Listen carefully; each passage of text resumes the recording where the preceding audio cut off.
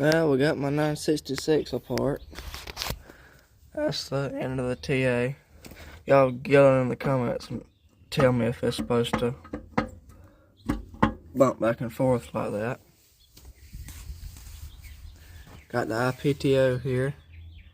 It is chewed all up, but the bearing's still good, so we'll reuse it. Got our new IPTO shaft right there. Right there in the shot, and then we're replacing these too.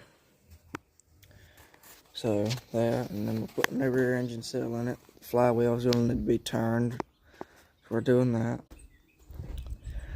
And then this is your International Dry Disc Ceramic Clutch, 4-pad, and that's the pressure plate. It's deeply grooved, deeply grooved. Here's the other side of it. That's chewed up in there real nice and neat. Them rivets are almost broke, but they're not quite. The heads of the bolts is wore pretty good. Pads are burnt. Wasn't much life left in them before they got to the rivets.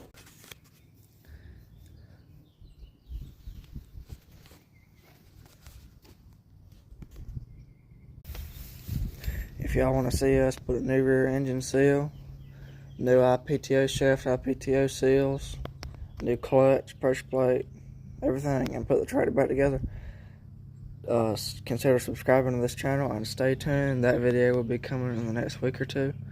But the tear down video will be posting March 8th at 1 p.m. So stay tuned for that. And thanks for watching. Please like and subscribe.